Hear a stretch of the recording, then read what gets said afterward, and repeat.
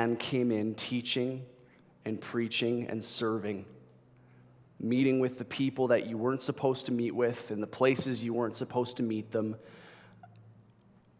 And it was bizarre for the people. But at the same time, there was something just so magnetic about who the person of Jesus was, that because he had flipped the entire system on its head, people looked at them and said, you know what, there's a lot of rabbis that are drawing attention, but there's something that's different about this one. There's something different about the way that this one leads. There's something different, and I want to find out what.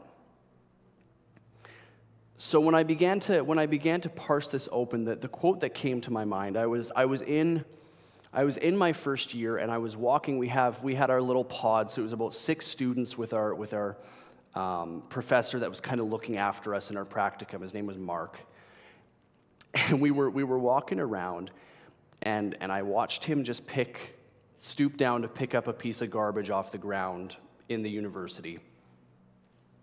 And we were all kind of looking at him, and we're like, not that it's like the most bizarre thing to do to see somebody picking up garbage, but we're learning and we're being taught by this guy, and we see him stoop down to pick up some garbage, and one of the students asked why he was doing it. He's like, well, you have cleaners for that. And I'll never forget these words. He says, if scrubbing toilets is beneath you, then pastoring is too much for you.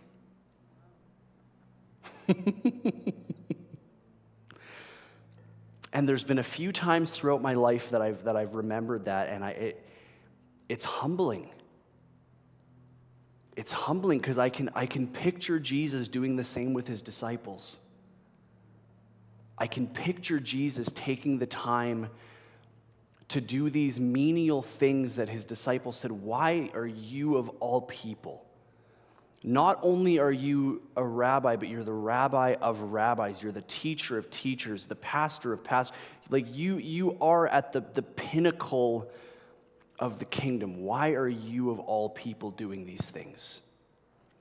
Why are you taking the time to feed these 5,000 people? Why are you taking the time to go into these people's houses and heal just one person and then telling them not to tell anybody about it? It seems ridiculous. But the idea that I want to propose is that when we look at the true model of servanthood and ultimately leadership, it requires an entire reframing of our minds to what a leader actually looks like and what it actually looks like to serve and follow. Because I think there's still a part of us that has the CEO mindset when we think about things. I mean, that's how the world is. You've got your entry levels, and then you go up to like an assistant manager, up to a manager, up to your CFO, up to your CEO. You go all the way up the stack, and we kind of just expect that Jesus is at the top of this CEO pyramid, but he comes in and flips it on its head and says, if you want to be greatest among these, you must be least. He comes in and flips the entire paradigm on its head. And these were people that were used to a Roman rule. These guys understood structure. These guys understood what it was to be under someone. And then all of a sudden they're hearing something that is so different that it caused them to look at Jesus different and want to see what this guy was about. Pastor Bob has said it a few times. I don't know if he was the one who coined it or not. If he is, I mean, that's great. If not, that's totally cool. But he said it a few times, and it still continues to ring in my mind. If you look for the spotlight, it will expose you. We cannot afford for our leadership and our servanthood to be affected by the praise of people. We can't afford for our work in the church to be affected by the way people see us, by the praise we get, whether we get recognition for it or not, whether we get the spotlight for it, whether we get the talking stick for it. Jesus didn't, goodness, he went in and performed some of the most incredible miracles of all time and said, don't tell anyone. Who does that? you'd expect somebody like that to immediately want to go start his own TV show. You'd want to expect him to start finding a following, to start bringing people in. But he said, no, you've seen these things. Go in peace. Don't tell anybody about this. And I can't fathom the humility required to be okay to just let that one go unnoticed. But we have to be willing to follow his example if we're going to be able to lead properly, if we're going to be able to serve properly, if we're going to be able to actually have the impact that Jesus had, because it was because of that humility that everything he did had so much potency. What he was doing was big, but because of how he went about it and how he did it was why he had so much impact because of it. The verse that came key was Mark 10:45. And it says, "For even the Son of Man, even the pinnacle of the kingdom, even the Son of God, came not to be served, but to serve, and to give his life as a ransom for many." You know, it says that where jealousy and selfish ambition exist, so does every evil thing.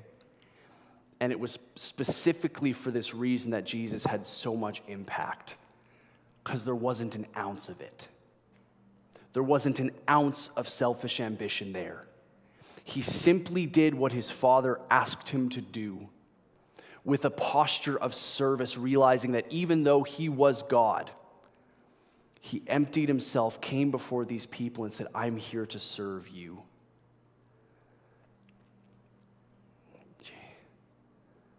If every leader, if every pastor, if every teacher, if every life group leader, if every ministry head, if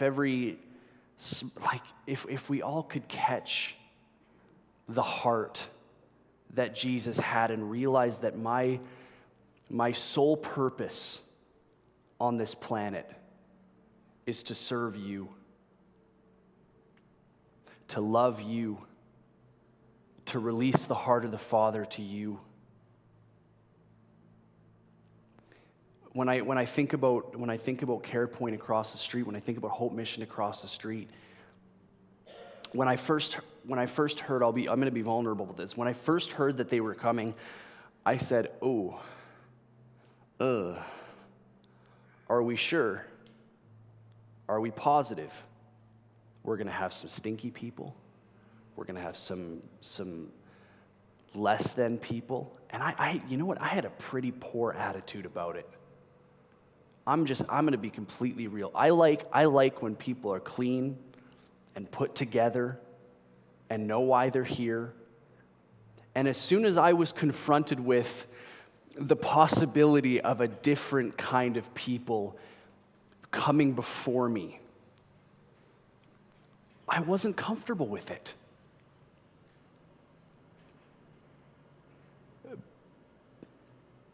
But the Lord had to soften me very, very quickly. And can I tell you that now they're one of my favorite people? I love them here. They have brought such a fun flavor to this church. They're shaking people out of their comfort zones. They're forcing people to look at things different. And I make a point to hug every single one of them. I love them. I love them. Because I realize that I am here to serve even those that society would view as the least of these. Because man, if I can't love the least of these, I can't begin to love Jesus. I can't begin to do what he's called me to do, and neither can we. We can't even begin to step into what Jesus actually has until we're willing to get down on our knees and wash the feet of the people that we would tend to avoid. And that brings me to my first point, looking at Jesus as the ultimate servant leader. John 13, verses 3-5, and then verses 12-17. So I jump a little bit, but it's the account of Jesus washing his disciples' feet. So I start there, John 13, 3-5. And it says this. It says, Jesus, knowing that the Father had given all things into his hand, and that he had come forth from God and was going back to God, rose from supper, laid aside his garments, took a towel and girded it amongst himself.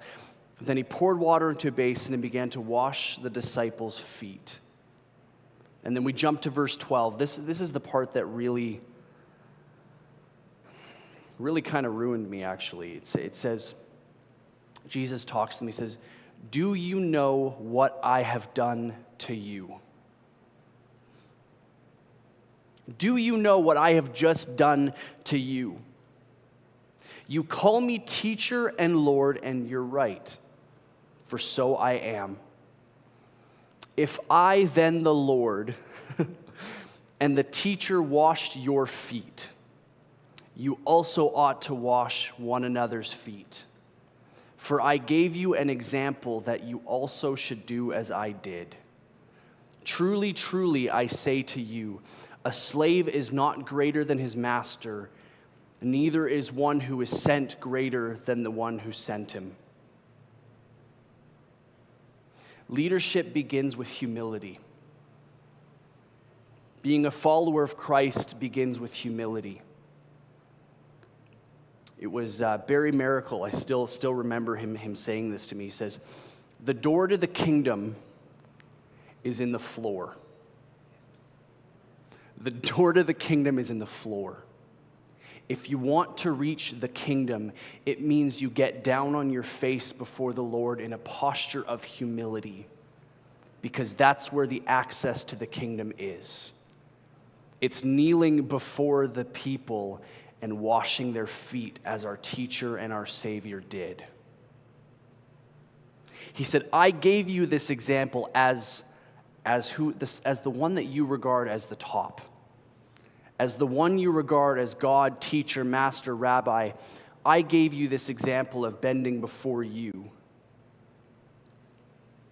When you look at washing feet in the ancient world, I mean, it's funny because it was considered a slave's job. This was a job for servants. Yet Jesus did it to model his service. You know, it was unheard of for a superior to wash the feet of their inferior. It didn't happen. You didn't do it. It was as socially wrong as inviting a prostitute to your dinner table. You just didn't do it. It's wrong. Jesus was inverting this hierarchy, and he was saying, the way that you've been seeing it with the CEO at the top, with the emperor at the top, and all of you at the bottom, the way you've been seeing this is wrong. I'm here to flip it on its head and show you that if you want to be greatest, if you want to mean something, you have to be at the bottom. You have to make yourself last and put other people before you. As Paul said, to consider one another as greater than you. It doesn't mean you think less of yourself. It just means you think of yourself less. Truly. It's not a woe is me, I'm a lowly worm. It's not about that. It's saying, you know what, I need to think of myself less and lift my eyes up and look at those around me and realize what my mission actually is here. Because how many of you know it's really easy to focus on myself. I got a lot of problems, man. I got a lot of stuff going on. But the Lord looks after that. My job is to simply look out at who He's called me to look at, and for us to look outside of where we are. Often when we think of the apostles, or when the early church thought of the apostles, they thought of them at the top of the building, at kind of the pinnacle of the temple. But the truth is that they were part of the foundation. Jesus was at the bottom. The apostles were built on top of Jesus. Both were in the mud. Both is what the rest of the building is built on top of. A true leader, someone truly caring about those around him will be willing to stand in the mud to see others built up and lifted upon them. One of my favorite quotes of all time is if I've seen anything at all, it's because I stood on the shoulders of giants. I stood on the people below me. Their ceiling was my floor so I could go higher.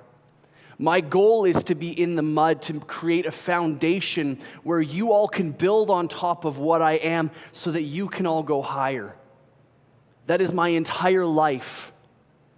That is why I was born. That is why I'm on this earth, is simply for that reason, to see the rest of the world go higher because of my life and because of the revelation of Jesus Christ that's within me. That's it. It's not to build my ministry. It's not to make people pat me on the back. It's not to say, you know what, good job, shoulder pat, that was good. If people don't, okay, I'm going to tell you guys this. It was a conversation that I had with my father, and it was quite an important one for me. I looked at him one day, and I've looked up to my father as long as I've been alive. He's always been my hero, always. And I looked at him one day and I says, Dad, if I end up as half the man you are, I'm going to be set for life. And he looks at me and he gets really serious. And he says, if you end up as half the man I am, I failed you.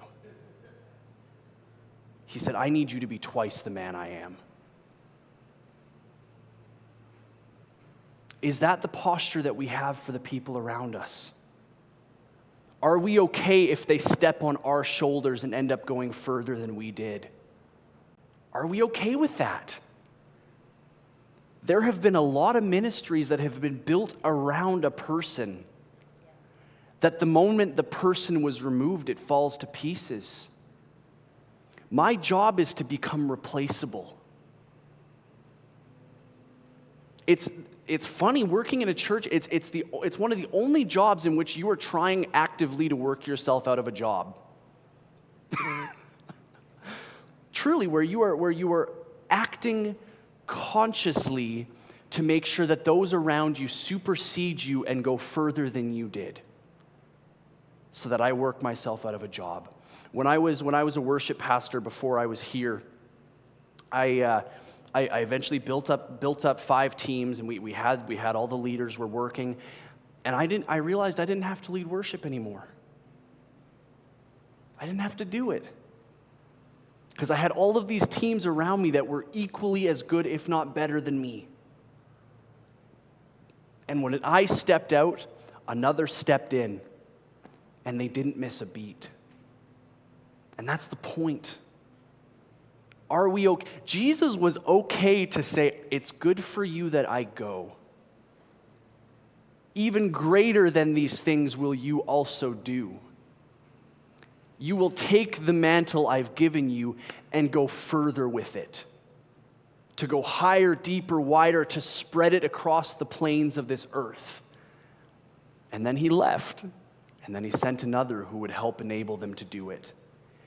It was his goal to see his disciples raise up and become exactly like him. It was for this reason that we were created, so that we could be the exact physical manifestation in bodily form of Jesus Christ on this earth. That's our purpose. I've joked about it a few times. Pastor Rod's talked about, and a lot of the leaders have talked about, the fact that we're all part of the body, that we're all a hand, or we're all an arm, or we're all a foot. It sounds goofy to say, but I've always thought about myself as the reproductive system. Because my entire goal in life is to reproduce, to take what the Lord has given me, to plant it, and to watch it grow and become more. That's the goal. Do we have that mindset when we look at those across the street?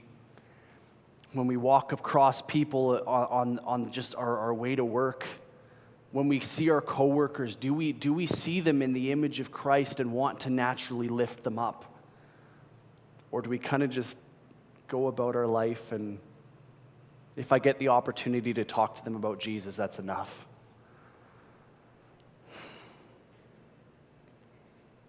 Philippians 2:5-8. It says, "Have this attitude in yourself, which is also in Christ Jesus, who, although he existed in the form of God, did not regard equality with God a thing to be grasped, but emptied himself, taking the form of a bondservant, and being in the likeness of men. And being found in appearance as a man, he humbled himself by becoming obedient to the point of death, even death on the cross." True leadership requires sacrifice, and it requires selflessness. Some of the most selfless people I have ever met are those that work as missionaries. I had a friend in school that all of a sudden her parents decided that they felt like they were called to Africa, so they sold everything they picked up and they left. And I'm thinking, who does that? As a kid, I'm thinking, who does that? When I think of the disciples and Jesus comes up to them and says, "Come and follow me," and they just dropped everything. They just dropped their nets, they left their families, they left everything they knew, they left their career, they left everything and said, "You know what? Yeah, I'm going to follow you with the rest of my life." Who does that? And who calls fishermen? Who calls these lowly people? Jesus was the wisest man to walk the earth. And yet he starts calling these people who the world scorned as nothing. When we look at the Old Testament, who was called? We look at Moses. He was a shepherd. I mean, he was born into the house of Pharaoh, but he rejected that, and he ended up being really nothing. And he rejected God 4 times. He said, "No, I'm not the man for this. I don't have what it takes." And then God says, "Who created your mouth?" Shut him up real quick. David was a shepherd long before he was a king. He was the lowliest of lowly. Even in his family, they didn't even bother to call him in when Samuel came to anoint a king out of their family. They didn't even bother calling him, because they said, even amongst our lowly family, this kid's nothing. There's no shot it's him. You look at the disciples in Matthew 19 or 4:19-20, where Jesus says, "Follow me and I will make you fishers of men." The point that I want to bring up is the fact that if you want to be able to lead, can I tell you, before they could lead, the disciples had to follow Jesus and learn his ways. No one can lead until they have learned to follow. You can't.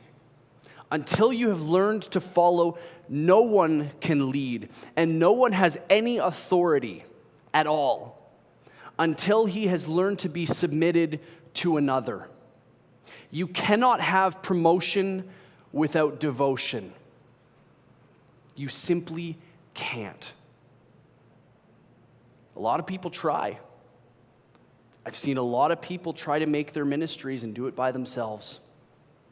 They're not under anybody. They're not submitted to anybody. They have no one in authority above them. Can I tell you, there's a reason why God called us to be a family. There's safety in family. My Father is above me, not to control me, but to lift me up, to cover me, to make sure that if I'm starting to veer, he gives me a smack and points me in the right direction.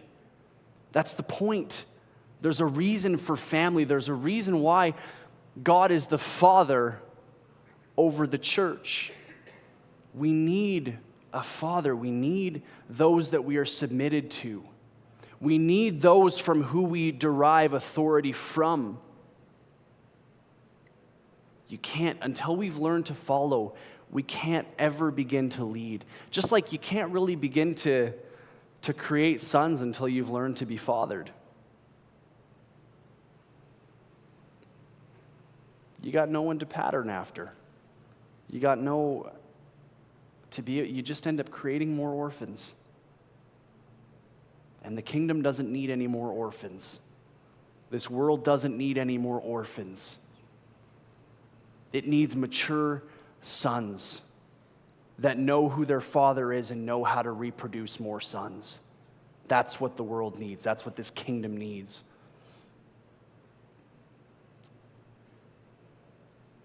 We look now at the heart of followership, because we know that it requires a heart change. It required a heart change for me to be able to look at the people from across the street and to look at them with compassion, to look at them with a genuine love, a desire to father them and see them restored. It requires a shift. When we look at Matthew 20, verses 25 to 28, I realize I'm not giving you guys a whole lot of chance to get there. Matthew 20, verses 25 to 28. It says, "But Jesus called them to himself and said, 'You know that the rulers of the Gentiles lord it over them, and their great men exercise authority over them. It is not so among you. But whoever wishes to become great among you shall be your servant, and whoever wishes to be first among you shall be your slave. Just as the Son of Man did not come to be served, but to serve and give his life as a ransom for many.'" Kingdom greatness is measured by servanthood, not by your authority, not by your talent, not by how good you speak. It is measured by your ability to serve, the ability to get down on your knees and wash the feet of those that are around you. Luke 22, verses 24 to 27. Luke 22, 24 to 27. It says, "For who is greater?" This is Jesus asking. "For who is greater, the one who reclines at the table or the one who serves? Is it not the one who reclines at the table?" Well, that's a good question. "But I among you are the one who serves." Jesus again is affirming, listen, if anyone has the authority to call themselves the greatest, it's me. But I'm the one who serves you and give up my position. When he walked into somebody's house, I can just imagine him taking a seat at the back, at the place of no honor, and just waiting to be called to the, because he would eventually be called to the front. People knew who he was. When they looked at Jesus, they knew that he carried authority. But he always took the position of the servant, because that was what was going to change people's hearts. It requires a change of heart, and it also requires dying to self. Matthew 16, verses 24 to 25. Again, that's 16, 24 to 25. Jesus says, "If anyone wishes to come after me, let him deny himself. Take up his cross and follow me. For whoever wishes to save his life shall lose it. But whoever loses his life for my sake shall find it." The key point here is that leadership in God's kingdom requires surrender. We have to surrender our personal ambition. We have to become okay that if our life doesn't look exactly like how we planned. Can I tell you guys that I'm a bit of a visionary.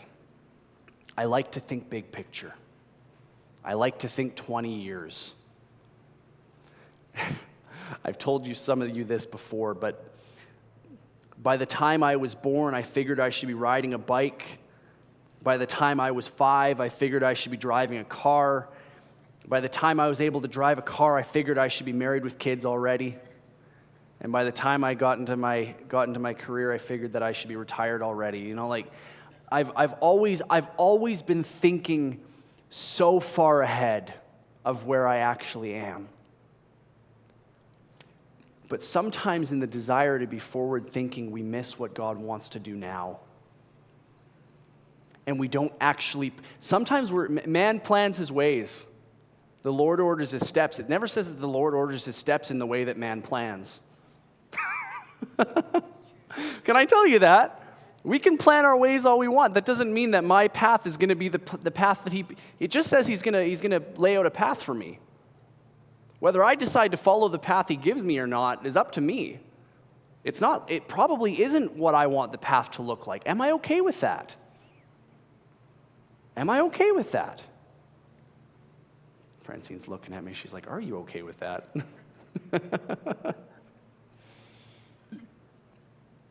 We have to be willing to surrender our personal ambition. Everything that Jesus wants for us is on the other side of death. And that hurts. I'm going to say that again. Everything that Jesus wants for us is on the other side of death. Death to what? That's a good question. What's he asking you to die to today? When it comes to service, when it comes to being a servant, the thing that often needs to die is ego. Personal ambition, my goals, my plans, my pride, my need for recognition, my need to perform. A lot of things need to die. And that's just talking about servanthood. What's God asking you to die to today? Because every single promotion that he wants for you, every single upgrade, every single thing he wants to do through you, in you, out of you, comes on the other side of dying to something.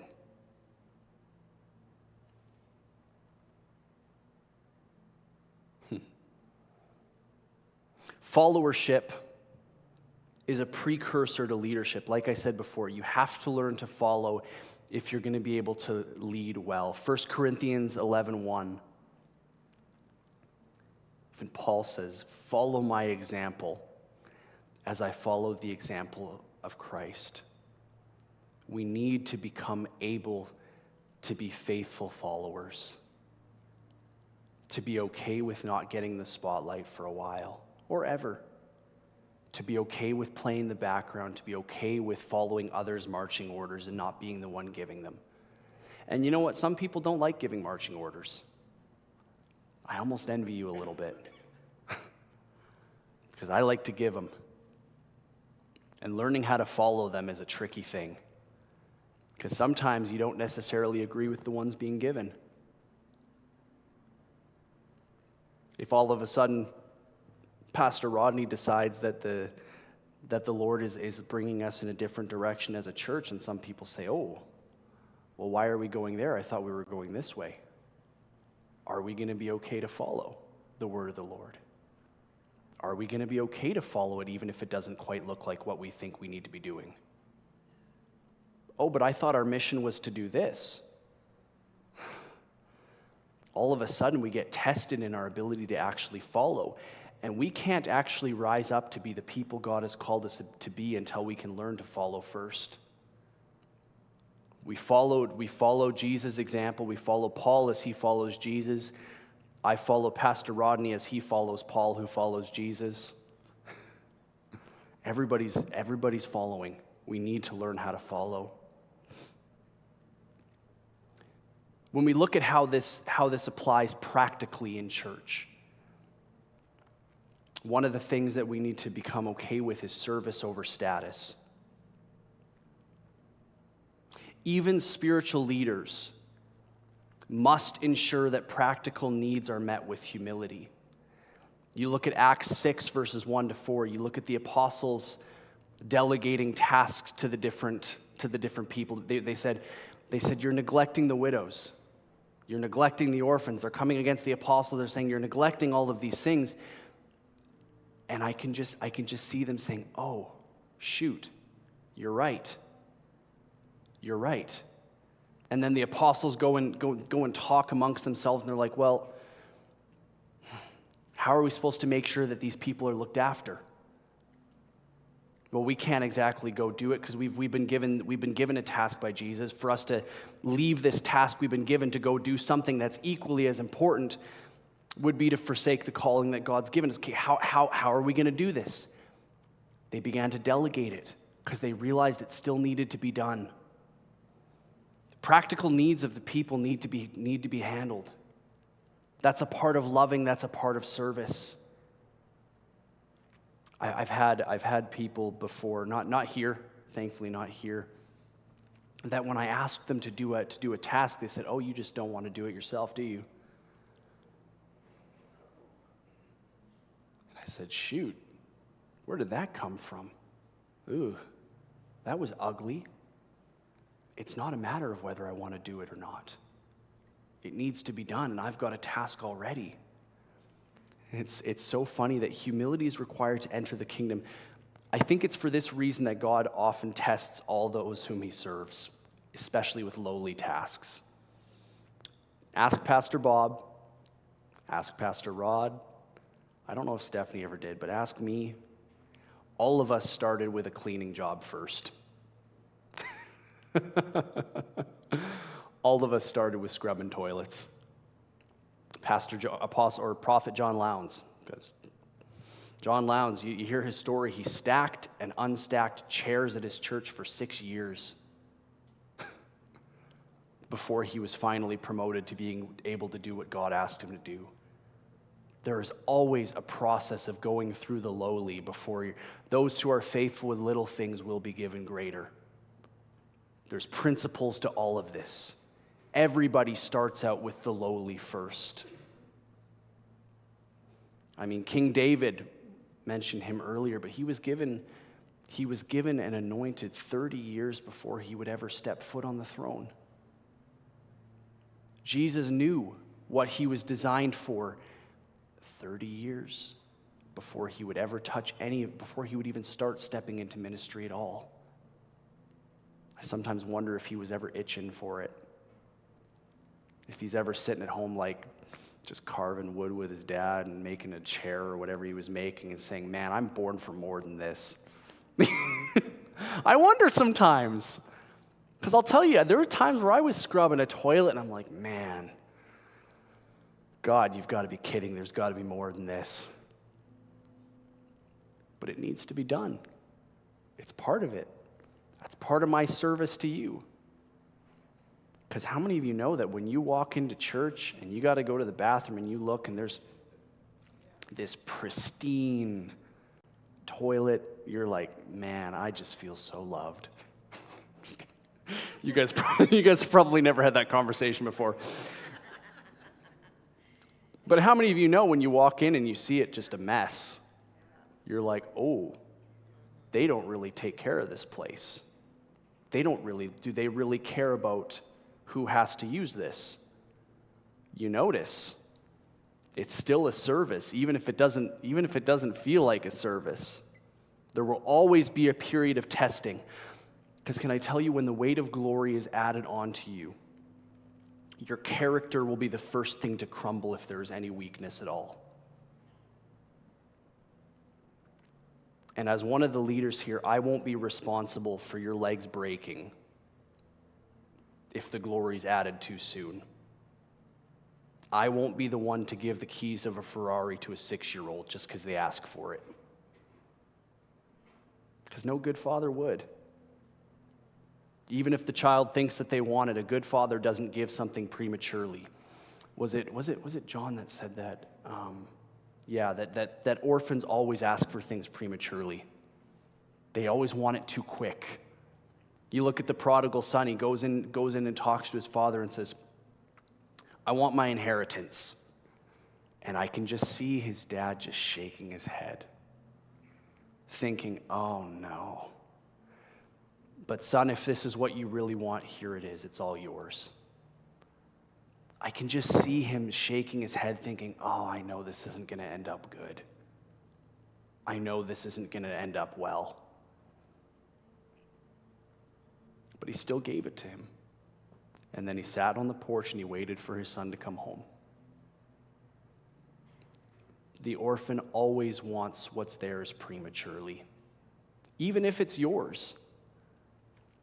King David was told that he would have the throne. He was told that it was his.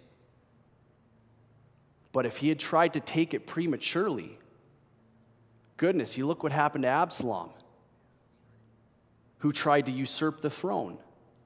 The Lord will never honor things that are taken by force. He gives it to you when you're ready for it.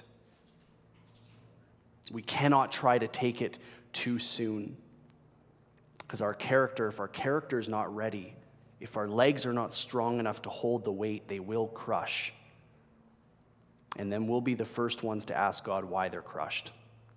Isn't it funny how that works?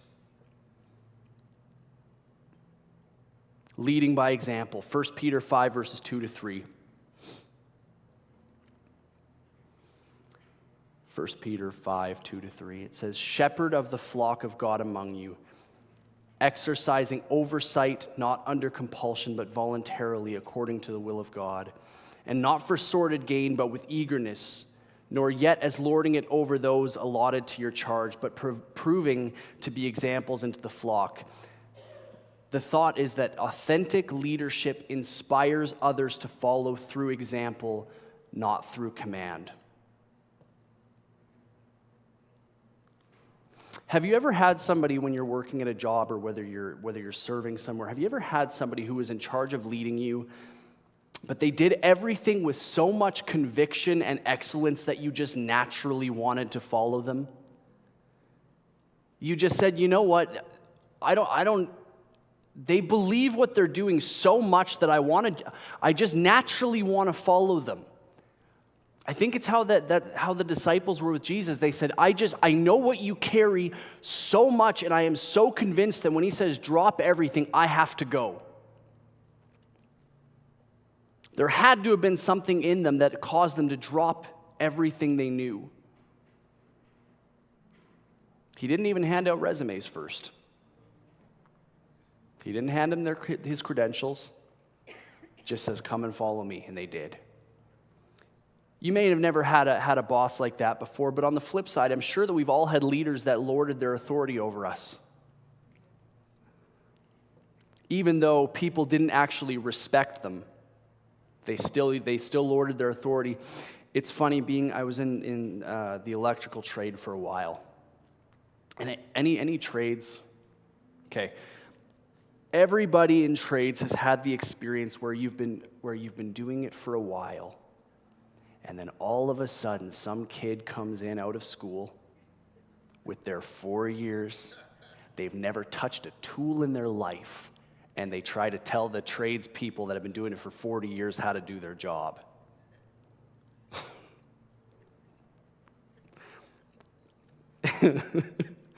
And then you see the old trades guy just kind of chuckle to himself, thinking, man, you don't have a clue. Your textbook's great, but I've been doing it for 40 years. This is how it actually works. Everybody's had somebody who technically had the ownership, and they would lord their authority over us even though they weren't respected by the people beneath them. Can I tell you that if you have to tell people you're the leader, you likely aren't? That's just what it is. If you have to tell people, oh, but you probably aren't.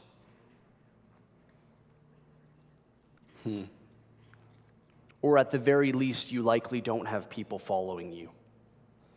And if you're leading, but no one is following, you're just going for a walk. You're not leading anybody. So what does it actually look like when this servant heart is in action?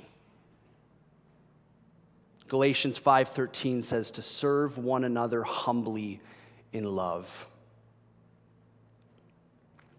Can I tell you that the heart of a servant is as important, if not more important, than the actual act of serving is?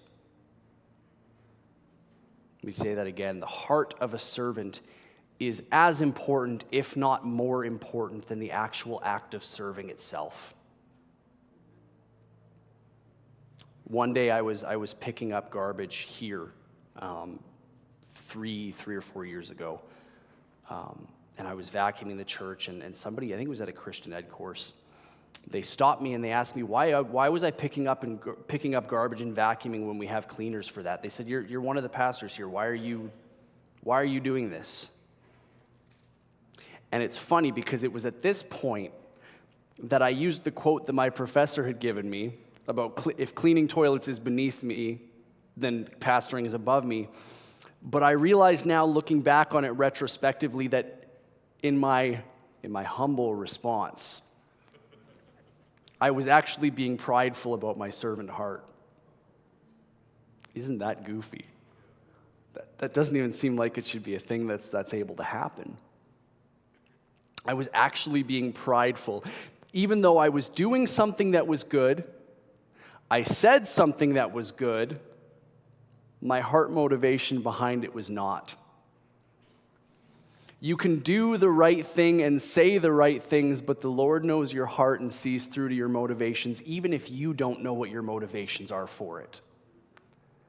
Because sometimes we're really good at blinding ourselves, saying, oh no, my motivation is just fine. But the Lord sees. Galatians 5:13 calls us to love and serve each other humbly. And when we look at the life of Jesus, we can see that it was a natural outflow from a life flowing in the love of the Father. If we are to properly follow Jesus' example of following and serving, we must learn how to become love. There's no way around it. When you love someone, it becomes a non-issue to look after them and serve them. I don't have to be told or asked to serve and look after my wife. I do my best because I love her and I care about her. Service is the natural byproduct of my affection.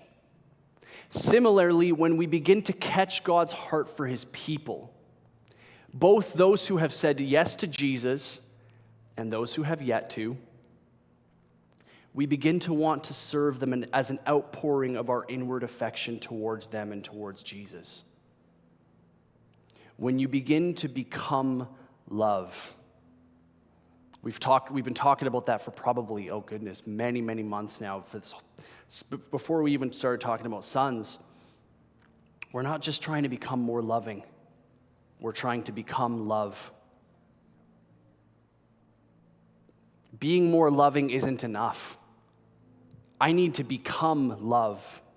We need to become the physical representation of Jesus in bodily form, to be his physical hands and feet that have the exact nature of the fruits of the Spirit. So that when people look at us, they say that Graham is synonymous with love. Graham is synonymous with peace, with joy, with patience, goodness, kindness. We need to become synonymous with these traits so that when people look at us, they say, you look like your Father. When I see you, I see Jesus. When they see me, they see the Father. That's the idea. And when we become love, when we start to become love, what a statement. When we become love, all of a sudden it is our outpouring of our inmost affection that causes us to want to naturally serve those around us. There are some people in this church that I am blown away by constantly. That I see the way that they serve, I see the way that they love, I see the way that they care for other people, and I think, God, am I even saved? Oh my goodness, they're doing it just so effortlessly, and they just love people.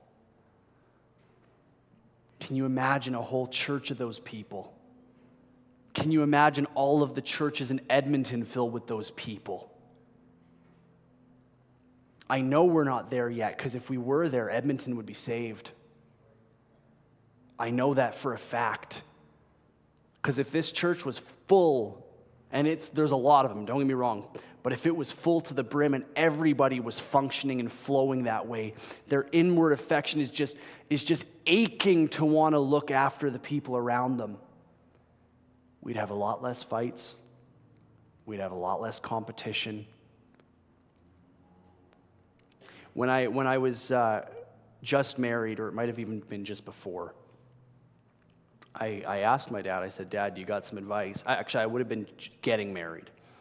I asked him for some advice on staying happily married, and he looked at me and he says, listen, every single day for the rest of your life, you die to yourself and you die for your wife. He says, because if you die to yourself and everything in you is about serving her, and she dies to herself and everything in her is about serving you, what is there to fight about? What is there to fight about? If my only goal is to make sure that you are looked after, taken care of, and lifted up, and your only goal is to lift me up and take care of me, what do we have? Oh no, we're going to try and outcompete each other in our way of showing affection? Like, that doesn't seem like that big. Like, what a problem to have, huh? Trying to outserve each other. What a problem to have. I think that's what the kingdom looks like. It's just a whole bunch of people trying to outserve each other. Trying to say, no. That's like, you ever see the little skits about Canada when they're like, oh no, you go through the door first. Oh no, I insist, you have to go. And then they stand outside for like 10 minutes because neither of them can let the other person go in.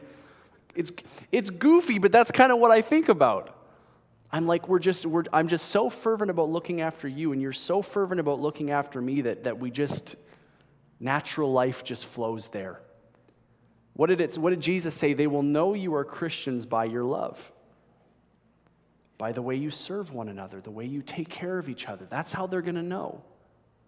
It's going to be plain as day, and it's going to be obvious to them. And ultimately, our affection for King Jesus is what will lead us to truly love those around us. Without this posture of service before Jesus, we cannot hope to have this posture of service towards those that are around us.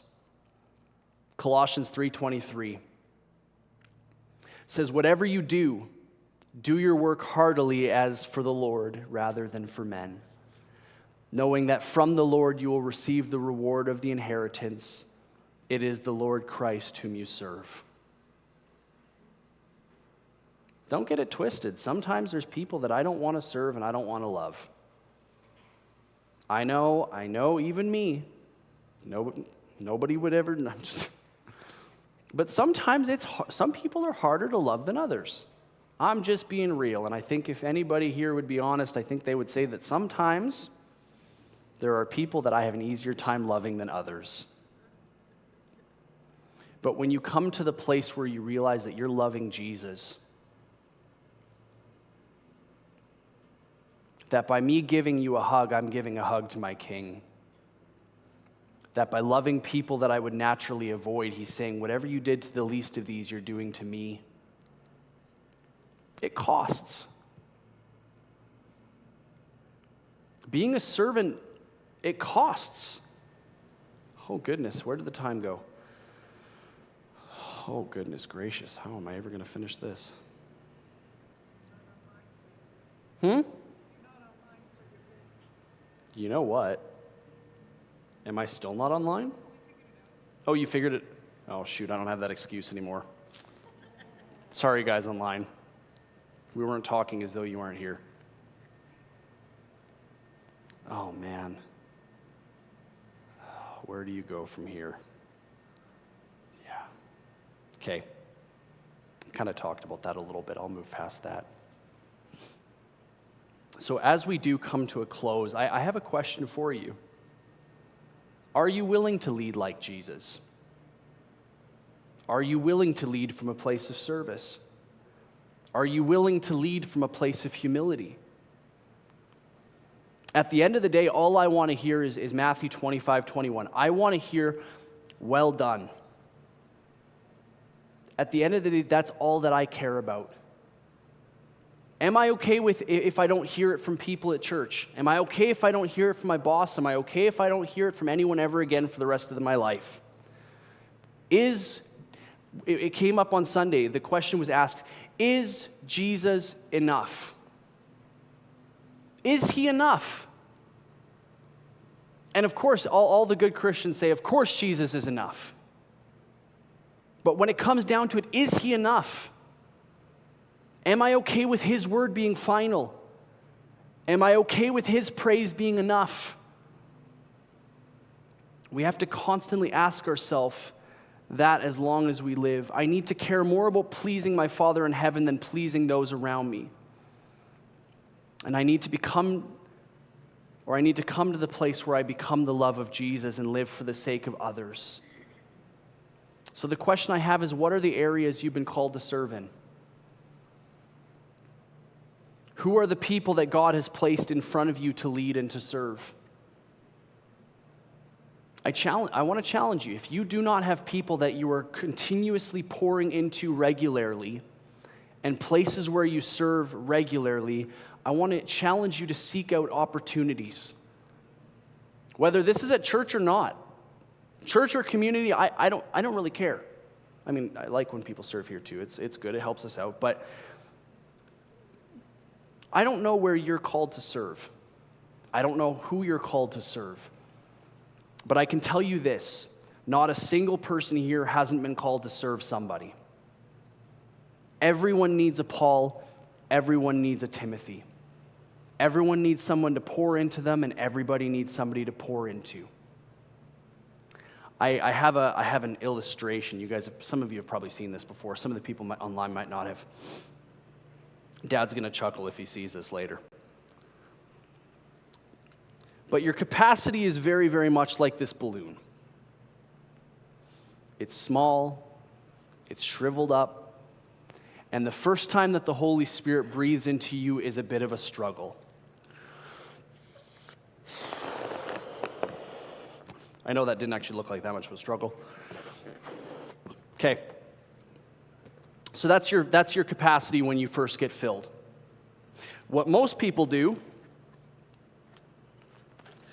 is they get filled, they tie it off, and they go about living the rest of their Christian life.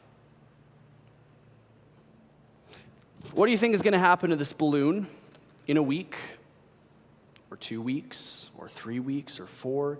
It gets shriveled and it gets stale. And it doesn't look very nice in a little while. And that's because that's not the way that Jesus called us to be. He called us to be filled, and then to release. And then the balloon gets a little bigger. And then it gets even easier to fill the second time, and it gets bigger and bigger and bigger. And every single time that you release what the Lord has given to you, your capacity enlarges. Can I tell you that if you do not release what the Lord has given you, you'll become spiritually deflated and sad to look at? We have a lot of people that had a lot of potential, that were filled with a lot of good stuff, that never released what the Father had given them.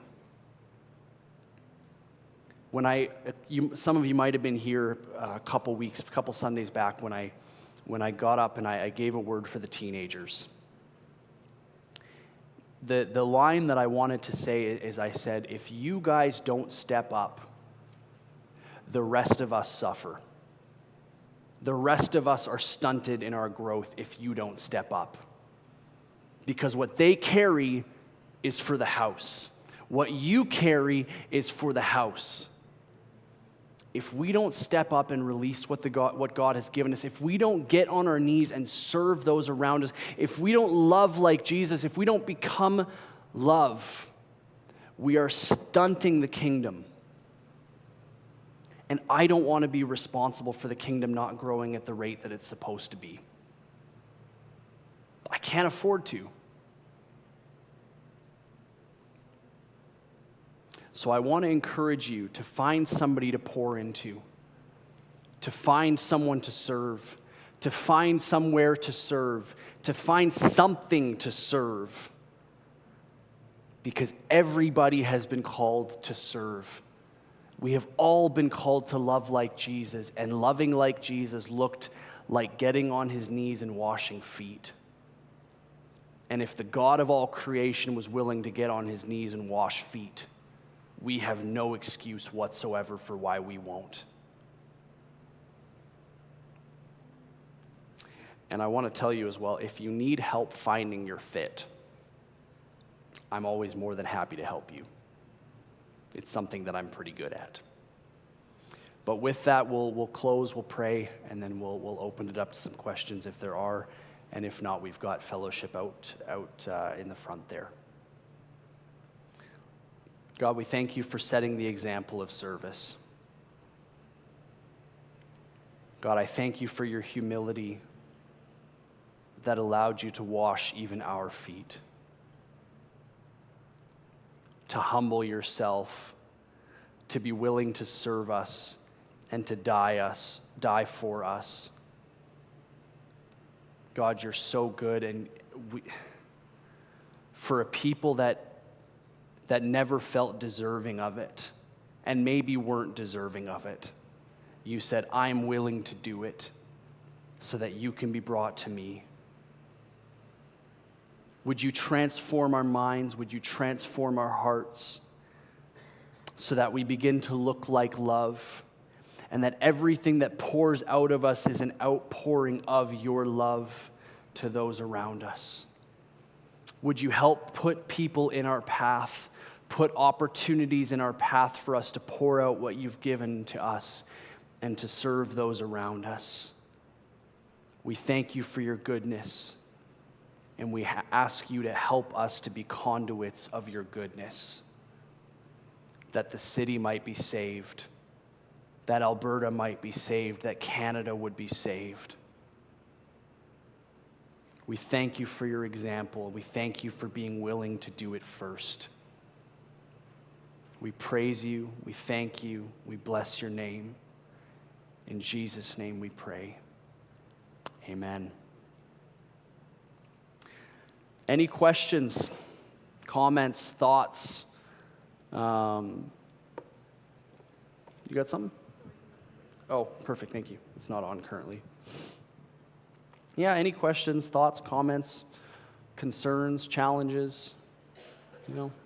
I'm open to it. I think it was pretty straightforward, but I'm open.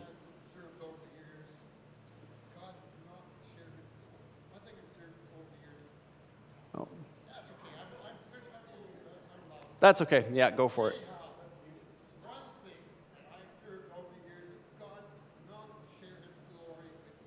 No, he doesn't. Every time I've seen God move mightily, it's when we humble ourselves in a congregation or whatever. Yeah. And then every time something exciting happens in church, they start to grow.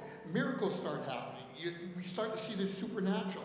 But when we get into our own little programs and we try to do it the world's way, it doesn't work. So everything you preach today, that's the gospel. We're hearing the gospel. Yeah. So, praise the Lord. Yeah. Everything is on the other side of death. Yeah, goodness. This is a little song. If you want to be great in God's kingdom, learn to be the servant of all. If you want to be great in God's kingdom, learn to be the servant of all. Learn to be the servant of all. Learn to be the servant of all. If you want to be great in God's kingdom, learn to be the servant of all.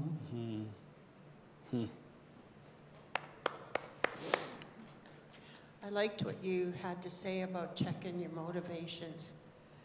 I've been in that predicament too. So it's highly important.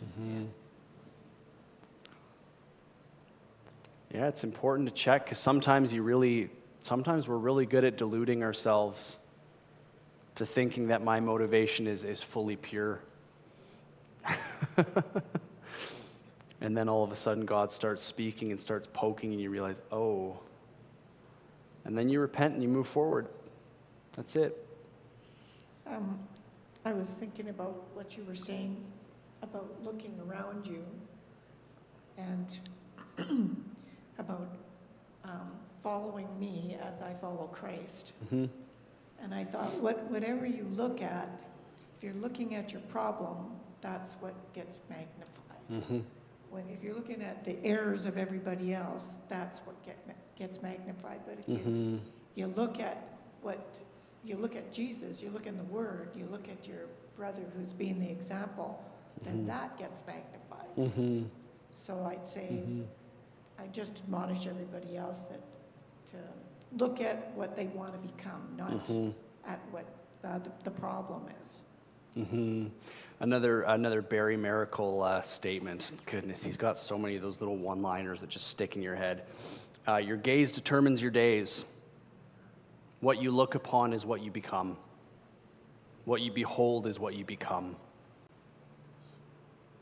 What are we looking at? What are we focused on? It's often said that if you show me your friends, I'll show you where you'll be in, 5 or 10 years? But you show me what you're looking at. You show me where your gaze is. I'll tell you what you're going to become too. So, yeah. Any other thoughts, comments? Sure. This is something that somebody told me years ago. I had a neighbor, and she was like the manager of Pennington's and Additionelle and stuff, and she was telling me about how she executes her leadership. And she said, leadership is like a ladder. She said, if you start to kick the runs out from underneath you, she says, then there's nothing to hold you up when you fall.